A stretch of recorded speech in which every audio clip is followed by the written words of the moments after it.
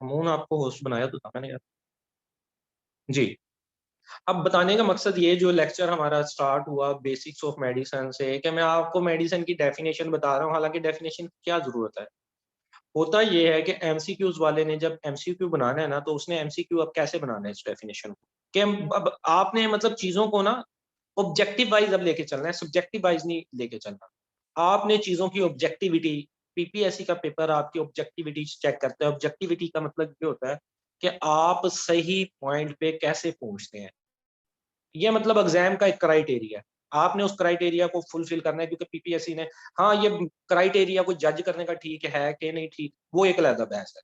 हमारे बड़े ऐसे मतलब जो टॉपर और जिनका क्लिनिकल प्रैक्टिस पे बड़ा बेहतरीन हाथ, ठीक है, वो लोग नहीं सिलेक्ट होते। हम कहते हैं यार पता नहीं क्यों नहीं सिलेक्ट हुए, क्योंकि हमने देखना पीपीएससी हमसे क्या डिमांड करता है ड्यूरिंग इंटर। आखिरी लाइन देखिएगा मेडिसिन की डेफिनेशन की, ठीक है।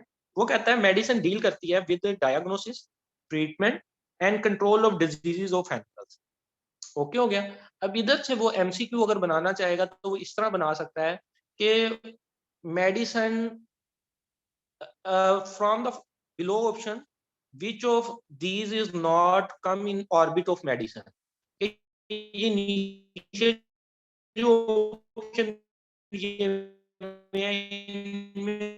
से कौन सा मैंने लिखा है, डायग्नोस, ट्रीटमेंट एंड कंट्रोल, तीन चीजें तो ये हो गई, ठीक है। चौथी चीज वो कोई और एक्स्ट्रा डाल देता है, ठीक है। वो फॉर एग्जांपल आप रफली सा ले लें, सर्जरी का कोई लफ्ज डाल देता है। तो यहाँ से यहाँ पे आपने डेफिनेशन को याद करने का मकसद ये होगा कि आपने जब इस डेफिनेशन को पढ़ना है तो आपने इसको पढ़ना है ऑब्जेक्टिव माइंड के साथ। जी वालेकुम सलाम इशरत। अच्छा, आपने देखना है कि उसने बताया है यहाँ पे कि तीन चीजें हैं जो मेडिसिन की फील्ड डिस्कस करती है। उसमें एक है डायग्नोसिस, एक है ट्रीटमेंट और तीसरा है कंट्रोल। और चौथा वो कोई सर्जरी का लफ्ज डाल देता है या करीब करीब मिलता हुआ लफ्ज डाल देता है मेडिसिन से, तो आपने उस लफ्ज को पिन पॉइंट करना होगा, ठीक है। उसके बाद वो अगला पॉइंट पे बता रहा है कि मेडिसिन को दो ब्रांचेस में तकसीम किया जाता है। एक होती है क्लिनिकल मेडिसिन और दूसरी होती है प्रिवेंटिव मेडिसिन। अब इसका एमसीक्यू कैसे बनेगा? इसका एमसीक्यू ऐसे बन सकता है, वो आपको एक देता है कि medicine, in medicine we study, या मेडिसिन हैज विच ब्रांचेस, वो देता है पहला क्लिनिकल मेडिसिन, दूसरा वो देता है प्रिवेंटिव मेडिसिन, तीसरा वो कोई और लफ्ज डाल देता है, फॉर एग्जांपल कोई भी लफ्ज आप कर लेंगे फला मेडिसिन, और चौथा ऑप्शन वो आपको दे देगा both A and B. In medicine we study, what we study, नीचे वो दे देता है क्लिनिकल मेडिसिन, प्रिवेंटिव मेडिसिन, आगे वो फॉर एग्जांपल एक लफ्ज में डाल रहा हूँ अपनी तरफ से सर्जिकल मेडिसिन, और चौथा ऑप्शन होता है बोथ ए एंड बी। अब जहां आप कंफ्यूज होकर सिर्फ क्लिनिकल मेडिसिन पे लगाएं, वो आपका गलत हो जाएगा। आपको पता होना चाहिए कि दो ब्रांचेस हैं तो बोथ ए एंड बी होना चाहिए, जिसका जवाब क्या होगा? क्लिनिकल मेडिसिन होगा। अब इसकी सब कैटेगरी के अंदर हम आ जाते हैं। क्लिनिकल मेडिसिन क्या होती है? वो कहता है clinical medicine is the branch of medicine which converts animal का सिक होना लाजमी शर्त है। क्लिनिकल मेडिसिन वो होगी कि एनिमल सिक हुआ और हमने उसका पहले क्या किया, डायग्नोसिस किया कि ये इस, और ये क्या आएगी, लफ्ज से ही पता चल रहा है कि ऐसी मेडिसिन का यूज करना जिसकी वजह से डिजीज आए ही ना। तो ऐसी मेडिसिन भला कौन सी होती है? मोस्टली वैक्सीन ही होती है। अडाप्टिव या कंट्रोल मैयर, वैक्सीन नहीं भी होती तो फॉर एग्जांपल हम आइवरमैक्स का टीका जो लगा देते हैं एक जानवर को, ताकि उसको चिचड़ वगैरह ना लगे, ठीक है, टिक्स एंड माइट्स वगैरह ना लगे, वो हम उसको कोई डीवर्मिंग करवा देते हैं एक एनिमल की, एक एनिमल की हम डीवर्मिंग करवाते हैं कीड़ों के लिए, अंदर के कीड़ों के लिए उसको कोई दवाई देते हैं, वो भी प्रिवेंटिव में आ जाएगा। लेकिन एक जानवर बीमार हो गया, सिक हो गया, उसको जो है फॉर एग्जाम्पल मुंह खुरा गया, एफएमडी आ गई, अब उसका जो ट्रीटमेंट होगा वो प्रिवेंटिव में नहीं आएगा, वो क्लिनिकल में आएगा, ठीक है। अब इधर से इस एक स्लाइड से कितने एमसीक्यूज निकल रहे हैं, ठीक है। आप अगर इसको एमसीक्यू वाइज स्टडी करेंगे, देखें कुछ एमसीक्यू तो बने बनाए हैं, वो वेट स्कैन में भी है एक बुक, मतलब आप लोगों को पता है। दूसरी आ जाती है अपना ब्रेन टीजर, फाइलें बेतहाशा, हर सब्जेक्ट की अपनी फाइलें हैं, वो एक लंबी वो लिस्ट है, और वो हमारे मतलब फोल्डर्स में पड़ी रहती हैं, हम उनको स्टडी नहीं करते। चीजों को आपने अब किस तरह स्टडी करना है, आपने चीजों को ऑब्जेक्टिविटी के हिसाब से स्टडी करना है। इसके अंदर एक एमसीक्यू मैंने आपको बताया, पहला बनेगा मेडिसिन होती क्या है, वो किस किस चीज के साथ डील करती है। दूसरा मैंने आपको बताया मेडिसिन के अंदर ब्रांचेस आगे कौन सी हैं, ठीक है, ये दो ब्रांचेस, क्लिनिकल और प्रिवेंटिव। तीसरा एमसीक्यू बन सकता है कि क्लिनिकल मेडिसिन के अंदर हम क्या क्या चीज स्टडी करते हैं, ठीक है। दरमियान में वो वैक्सीनेशन का लफ्ज डाल देता है, क्लिनिकल मेडिसिन में वो डालता है कि diagnosis, treatment, vaccination, none of these. आपको पता होना चाहिए क्लिनिकल मेडिसिन में हम वैक्सीनेशन यूज नहीं करते। वैक्सीनेशन प्रिवेंटिव में आती है, या वो एक एमसीक्यू ऐसे बना सकता है, वो कहते कि एक there is one farm having 500 animal, there is one animal who got sick, is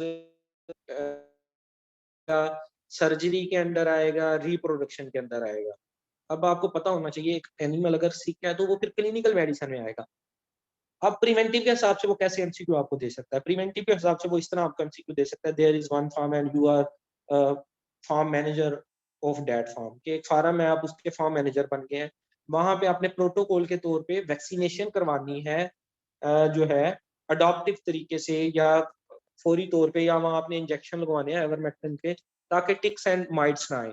तो ये फील्ड किसके अंदर आएगी, तो आपको फिर पता होना चाहिए ये किसके अंदर आएगी, प्रिवेंटिव मेडिसिन के अंदर आएगी। चले, let's move to the next slide. ठीक हो गया, ये कुछ टर्म्स आ गए हैं, इन टर्म्स को हम थोड़ा सा डिस्कस कर लेते हैं। अच्छा, आज का बेसिक मेडिसिन का लेक्चर रखा था क्योंकि मुझे पता था टाइम कम है, बहुत सारी चीजें हमने आउट ऑफ द वे भी डिस्कस करनी थी जो हम करते रहे असाइनमेंट्स के हवाले से। तो आज हमने टर्मिनोलॉजीज रखी है। टर्मिनोलॉजीज का मतलब भी ये है कि ये वो टर्मिनोलॉजीज हैं जो पेपर में अक्सर रिपीट होती हैं।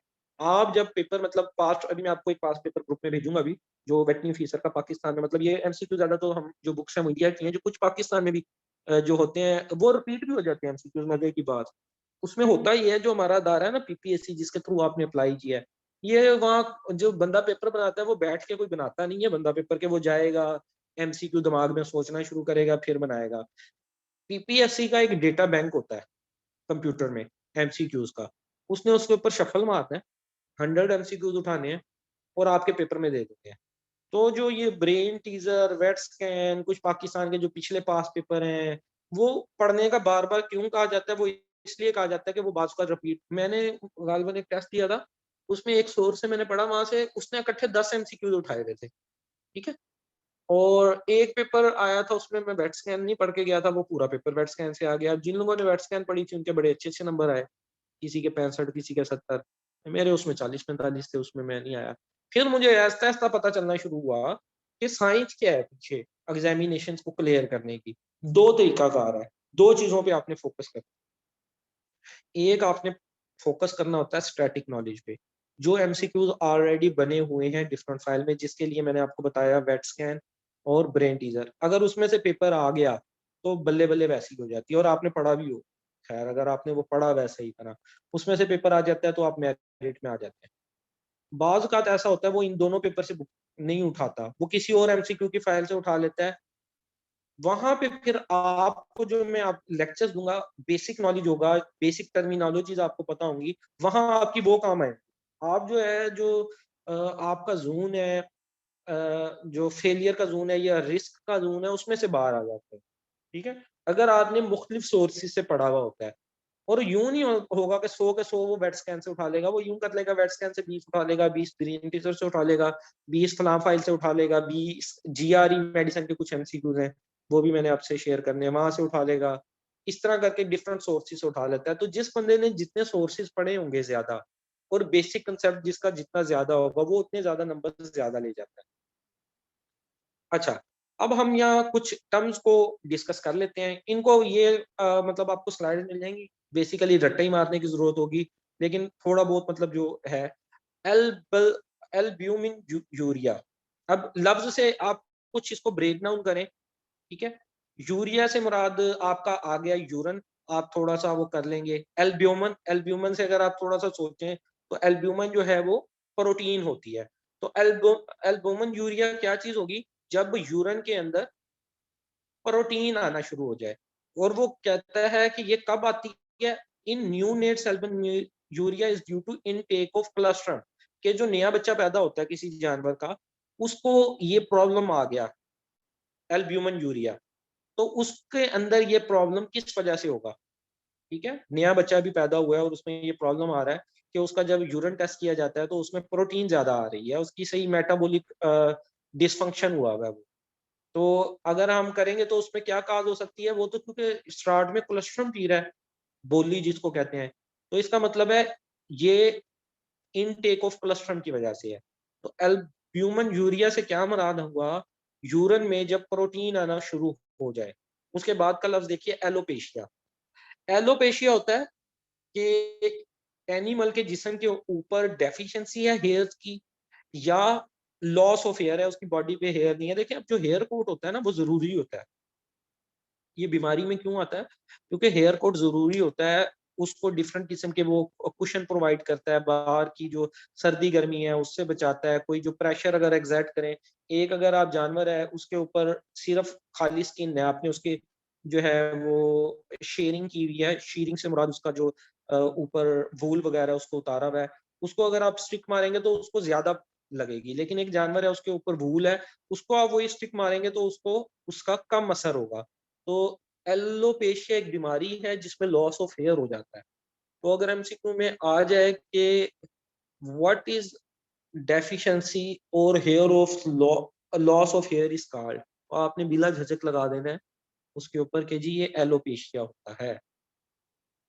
एनीमिया, एनीमिया तो बहुत ही बेसिक टर्म है, ये तो मतलब हम इंसानों के अंदर भी सुनते रहते हैं कि जब एक बॉडी में ब्लड डेफिशिएंट है या प्रोड्यूस नहीं हो रहा, उसमें आरबीसी की, हीमोग्लोबिन की और ओवरऑल ब्लड की कमी हो गई है, तो उसको हम एनीमिया कहते हैं। तीन हमने डिस्कस कर लिए टर्म, पहले हमने डिस्कस किया एल्बुमिन यूरिया, फिर हमने एलोपेशिया, फिर हमने एनीमिया। उसके बाद हम आ जाते हैं एनाफिलेक्सिस। एनाफिलेक्सिस से क्या मुराद है, एनाफिलेक्सिस एक किस्म की ये शॉक की कंडीशन भी होती है। इसमें ये होता है कि बॉडी फॉरेन प्रोटीन से, किसी फॉरेन पार्टिकल से बाहर कोई एक पार्टिकल मौजूद है जो बॉडी में एंटर हुआ और उससे जिस्म यकदम शॉक में आ गया, ठीक है, शॉक की कंडीशन में आ गया, उसको हम एनाफ्लेक्सिस कहते हैं। A hypersensitive state of body to a foreign protein, कि बॉडी हाइपर सेंसिटिव हो गई है किसी, फॉर एग्जांपल आप मतलब लगा लें कि कोई एनिमल है, आप उसको एक खास किस्म का चारा देते हैं तो वो फूड के तौर पे जो है उसकी बॉडी के अंदर जाता है, या ब्लड में कोई चीज इंजेक्ट करते हैं तो वो एनिमल फौरन उसकी डेथ हो जाती है। एक फार्म है 100 एनिमल्स का, उधर आप देखते हैं कि आप जिस दिन वो ये चीज रिपीट कर रहे हैं उस दिन 2 एनिमल्स की डेथ हो रही है। तो वो किस नतीजे में हो रही है, वो एनाफ्लेक्सिस के नतीजे में हो रही है। ये एक रिएक्शन होता है यकदम जानवर में, उसकी बॉडी समझ नहीं पाती कि ये नई चीज मेरे जिस्म में क्या दाखिल हुई है, और वो एनिमल शॉक की हालत में आता है और उसकी डेथ हो जाती है। तो उस टर्म को हम क्या कहते हैं, एनाफ्लेक्सिस। एनोरेक्सिया, ये तो हम बहुत ज्यादा ही लफ्ज पढ़ते हैं, और हर बीमारी में जब सब्जेक्टिव में हम लिखते होते थे तो एनोरेक्सिया, डलनेस, लेथर्जी, ठीक है, और इस तरह के टर्म तो हम लाजमी डालते होते थे। तो ये क्या होती है, loss of appetite for food. एक जानवर अगर उसको भूख लगना कम हो जाए, वो सही तरह खा पी नहीं रहा, तो उसको हम एनोरेक्सिया कहते हैं। एनोरेक्सिया को बेसिकली कैसे ट्रीट किया जाता है, पहले तो हमने डायग्नोसिस करना है, क्या ये कोई इंडाइजेशन प्रॉब्लम है, जस्ट या किसी बीमारी की वजह से हो रहा है। अगर जस्ट सिंपल इंडाइजेशन प्रॉब्लम है तो उसमें हम स्टोमक पाउडर, MgSO4, इस तरह की मतलब चीजें दे देते हैं, ठीक है। ये बेसिक टर्म्स हमने देखे। उसके बाद अगली स्लाइड पे चलिएगा जी। ये अगले टर्म्स आगे, सबसे पहले देखिए एनयूरिया। ए जहाँ पे आ जाता है एन, उसका मतलब होता है एब्सेंस। और यूरिया जहाँ पे जिस भी लफ्ज के आखिर में यूरिया आएगा तो मोस्टली वो यूरिन रिलेटेड होता है। तो एन यूरिया का मतलब होता है कंप्लीट एब्सेंस और स्टॉपेज ऑफ यूरिन, के एनिमल को यूरिन पास नहीं हो रहा। ठीक है। और ये आगे वो बताता है, देखें एन यूरिया मोस्टली किन दो कंडीशन में होता है, यूरोलिथिएसिस और ट्यूबुलर नेक्रोसिस। ये दो बीमारियों के नाम है, यूरोलिथिएसिस और ट्यूबर नेक्रोसिस। इसके अंदर जो यूरिन है एनिमल का वो पास नहीं होता। तो इसमें फिर हम ज्यादातर दो इलाज करते हैं, या उसको मतलब पहले मेडिसिन के थ्रू ठीक करने की कोशिश करते हैं, MgSO4 टाइप। ठीक है, कोई भी डाईयूरेटिक या कोई इंजेक्शन लगा देते हैं किसी डाईयूरेटिक का। डाईयूरेटिक वो मेडिसिन होती है जो पेशाब लाती है। ठीक है। तो अगर उससे भी ठीक नहीं होता एनिमल तो फिर हम कैथेटर पास करते हैं। ठीक है, कैथेटर की मदद से जो है वो यूरिथ्रा से गुजरता हुआ जाएगा अपना ब्लेडर में, और वहां से यूरिन बाहर आ जाएगा। अगला टर्म देखिएगा एफेगिया। जहां पे लफ्ज के आखिर में टाइप आएगा ए, ऐसे यूरिया जहां आता है तो आपने यूरिन। अच्छा, बाजू का ये होता है, आप देखेंगे आपका कोई फेलो होगा, आप वो तुक्के लगाता है, उसके तुक्के ठीक हो जाते हैं। नॉलेज वॉलेज उसका कोई नहीं होता, लेकिन उसके तुक्के शुक्के ठीक हो जाते हैं। आप कहते हैं यार वो लकी बहुत है। ठीक है, वो लकी इस वजह से होता है, इनको हम कहते हैं एजुकेशनल गेसेस। आपको एनजूरिया का नहीं पता, एनजूरिया कौन सा टर्म है, पहली दफा आ गया। लेकिन यहाँ आपने एजुकेशनल गैस लगाया है कि यूरिया जो होता है यूरिन से रिलेटेड होता है, एन से मुराद होता है एब्सेंस। उसको हालांकि कभी एनजूरिया की उसने डेफिनेशन नहीं पढ़ी, लेकिन उसने वहां एजुकेशनल गैस लगा दिया। इस तरह ए फेगिया, जिस तरह ये लफ्ज आ रहा है, ए से मुराद इनएबिलिटी, एब्सेंस। और जहाँ पे फेगिया का लफ्ज आता है ना, आगे भी दो तीन टर्म उसमें भी आप देखेंगे फेगिया का लफ्ज आ रहा है। तो ये रिलेटेड होता है, फेगिया का लफ्ज किसी चीज को स्वेलो करना, किसी चीज को ईटिंग करना। ठीक है, जैसा कि एक पेपर में लफ्ज आया भी था कॉर्पोफेजिया, आई थिंक वो लफ्ज था कि वो जो है ना अपने फीसिस की, उसको देख लेंगे हम, कार्पोफेजिया था कि उसके अंदर ईटिंग ऑफ ओन फीसिस। ठीक है, तो फेजिया जहाँ पे लफ्ज आएगा वो मुराद होगा कोई चीज स्वेलो करना, कोई चीज खाना। लेकिन यहाँ पे चूंकि ए लग गया साथ में, ए फेजिया आ गया, ये पा रहा। उसके बाद एंजाइटी में किसी चीज की परेशानी, किसी चीज का डर, कोई कंफ्यूजन, फीलिंग ऑफ फियर को फोबिया भी कहते हैं। हाइड्रोफोबिया, जिस तरह कौन सी बीमारी में भला जो है वो मसल जो है वो वो आ, आ, उसके बाद एपनिया। एपनिया क्या होता है? एपनिया है जी रेस्पिरेशन का ना होना। अब ये जहां देखें ये ए वाले लफ्ज आ रहे हैं ना, ये ऊपर वाली चार डेफिनेशन, यहाँ पे ए एब्सेंस से वाला ए है, नीचे भी है ए आर्थराइटिस एसाइटिस, लेकिन ये ऊपर वाले जो ए है ना ये एब्सेंस है। ठीक है, तो एपनिया, इसमें सांस की स्टॉपेज हो रही है, रेस्पिरेशन की स्टॉपेज हो रही है। ठीक है, उसके बाद आर्थराइटिस, ये भी बेसिक टर्म है, इसको बहुत ज्यादा समझाने की जरूरत नहीं। आर्थराइटिस आपको पता है, जोड़ों की इन्फ्लेमेशन।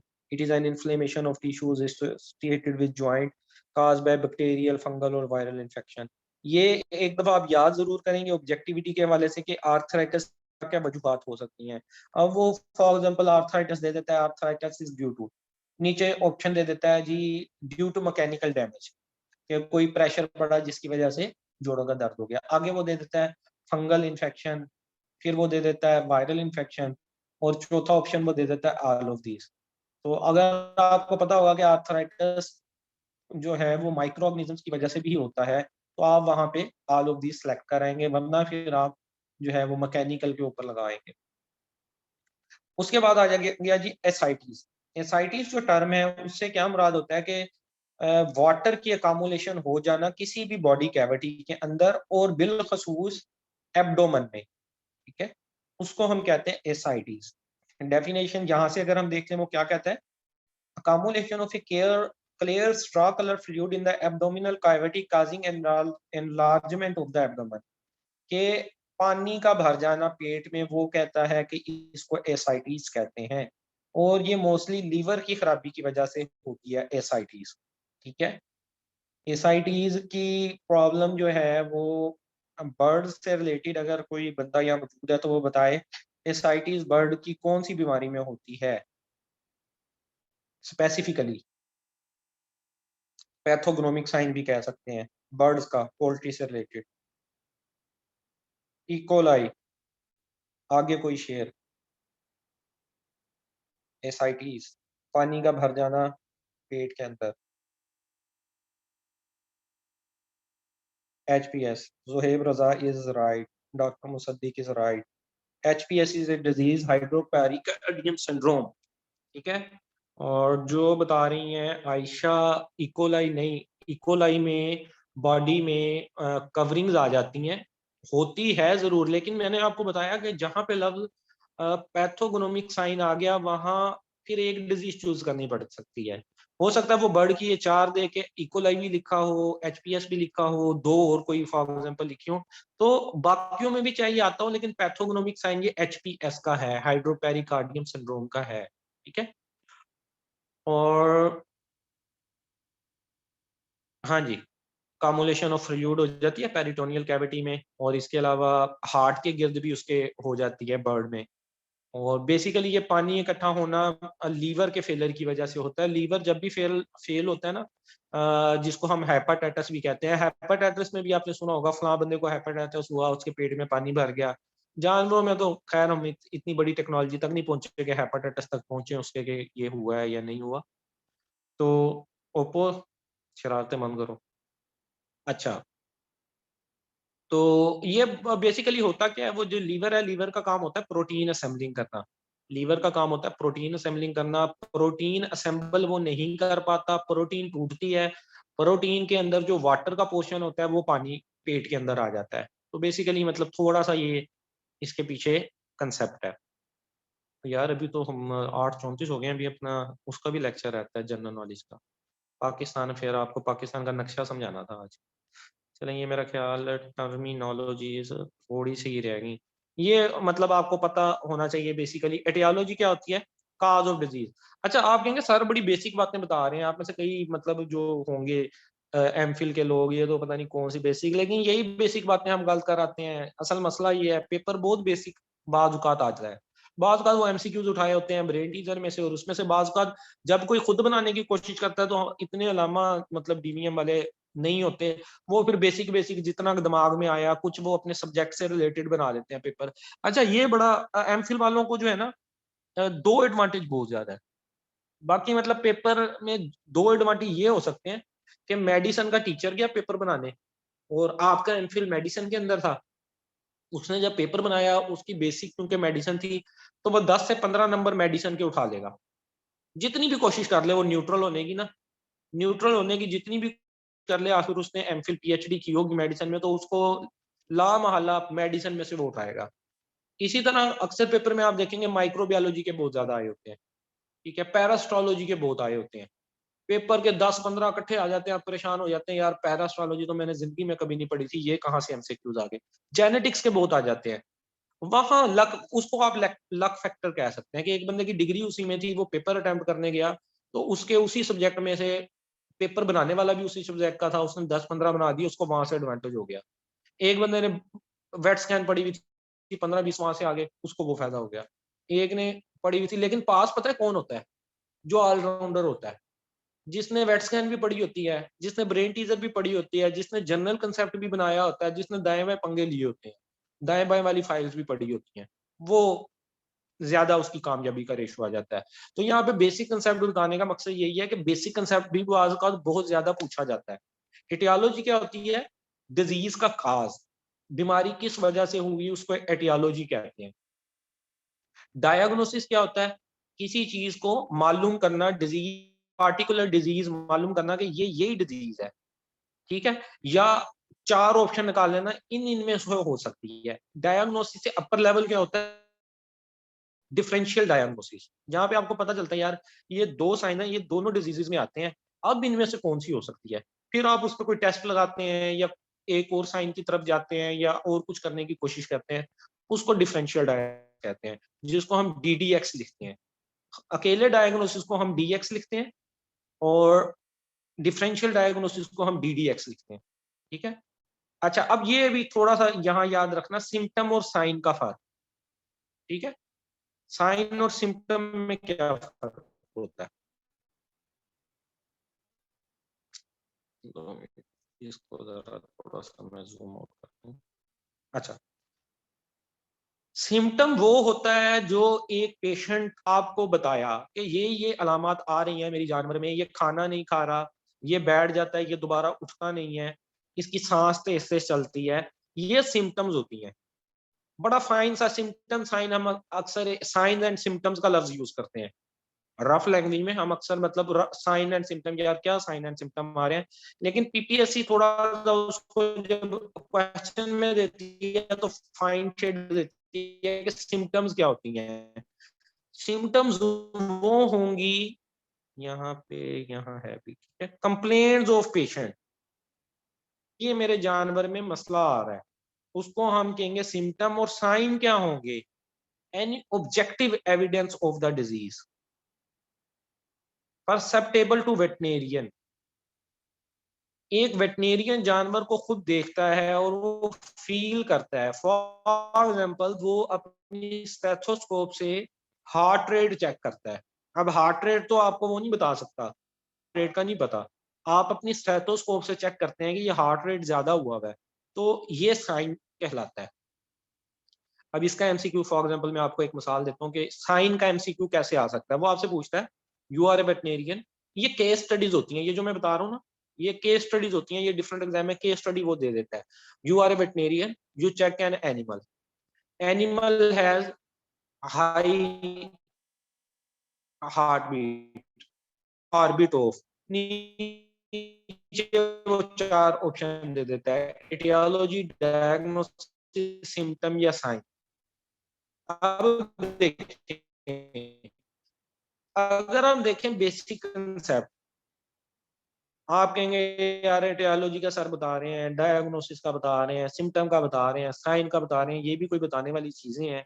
सारी जिंदगी हम ये चीजें पढ़ते आए हैं, मेडिसिन के 6 कोर्स किए हैं, 6 के 6 में पढ़ते आए हैं, लेकिन ऑब्जेक्टिविटी के हिसाब से सिम्टम है या साइन है। आप एटियोलॉजी और डायग्नोसिस में तो आ जाएंगे फौरी तौर पे कि नहीं यार एटियोलॉजी तो नहीं है ये, यार डायग्नोसिस भी नहीं है यार ये। अब सिम्टम और साइन में आप फंस जाएंगे, और मोस्टली होता यही है, हम 2 MC, हाँ आप आंसर लगाएं, जहां चारों में फंस जाएं वो आप स्किप करें, क्योंकि वेटनरी के पेपर में, ये मैं सिर्फ आपको वेटनरी के पेपर के लिए एडवाइस कर रहा हूँ, ठीक है। अगर आप किसी और कॉम्पिटेटिव एग्जाम है वहां ये चीज नहीं करनी, वहां मेरिट बहुत ज्यादा होता है। वेटनी के पेपर में जहां आपको चारों क्वेश्चंस का नहीं पता चल रहा, बल्कि क्वेश्चन आपको ऑप्शंस क्या, आपको क्वेश्चन का भी नहीं पता चल रहा, ठीक है, वो कोई ऑपरेशन का नाम ले देता मुश्किल सा, नीचे 4 स्विचर्स के नाम दे देता मुश्किल से, आपको ना ऊपर वाले का पता होता है ना नीचे वाले का पता होता है, वहां आप छोड़ आए, क्योंकि 1.25 की नेगेटिव मार्किंग हो जानी है। लेकिन जहां पे आपके 2 ऑप्शन में कंफ्यूज हो रहा है, वहां पे आपकी प्रोबेबिलिटी चांस गलत होने की कितनी रह जाएगी, 50%। फॉर एग्जाम्पल यही MCQs वो देता है, इन 4 में आपको पता है यार एटियोलॉजी नहीं हो सकता, डायग्नोसिस नहीं हो सकता, साइन और सिम्टम में से हो सकता है, वहां आप निशान लगाएं, क्योंकि 50% आपको इधर है कि प्रोबेबिलिटी के ठीक होगा या गलत होगा, ठीक है। और अगर गलत हुआ भी तो 0.25 की नेगेटिव मार्किंग है, ठीक हो गया तो पूरा नंबर आपको मिल जाएगा। तो लेकिन प्रोबेबिलिटी 50% थी, तो यहाँ आप उस MCQ को अटेम्प्ट कराएंगे। लेकिन एक MCQ वो आता है, मैं रिपीट कर रहा हूँ, कि जहाँ पे आपको चारों ऑप्शंस का भी नहीं पता, क्वेश्चन का भी नहीं पता, वो फिर डेफिनेटली आप छोड़ें, क्यों अपना 0.25 नंबर आपने जाया करता है, ठीक है। और ना आप लक फिल्म वाले हीरो हैं संजय दत्त, कि वो लक बड़ी काम कर देगी, वो फिल्मों में ही होता है। या कहाँ होता है, जहां आप एजुकेशनल गैस लगाते हैं। आप एजुकेशनल गैस से मुराद, जैसे यूरिया का लफ्ज आया, आपने कहने जी यार ये तो यूरन से रिलेटेड है यार। फेगिया का लफ्ज आया, आपने लेना यार ये तो स्वेलुइंग से रिलेटेड है यार। ठीक है, फलां लफ्ज आया, आपने कहा यार ये तो सांस से रिलेटेड है यार, उसको एजुकेशनल गैस कहते हैं, वो लक नहीं होती। अच्छा, आज का दूसरा लेक्चर तो हमारा रह गया। अच्छा जी, ये कुछ और टर्म्स हैं, बेसिक्स ऑफ मेडिसिन के अंदर हम पढ़ रहे थे, तो इसके अंदर आप देखिएगा, टर्म नंबर 1 है जी सिंड्रोम। सिंड्रोम किसको कहते हैं? सिंड्रोम जी वो बीमारी होती है जिसका जो काजेटिव एजेंट्स हैं वो एक से ज्यादा हों, और जो उसके साइंस हों वो भी एक से ज्यादा हों। इसमें दो चीजें हैं जी। डेफिनेशन देखिएगा, a combination of symptoms caused by altered physiological process involve a number of causative agent। दो चीजें हैं, एक तो causative एजेंट एक से ज्यादा हो, दूसरे नंबर पे उसकी सिम्टम्स भी एक से ज्यादा हो। इसको मैं आपको समझाता हूँ।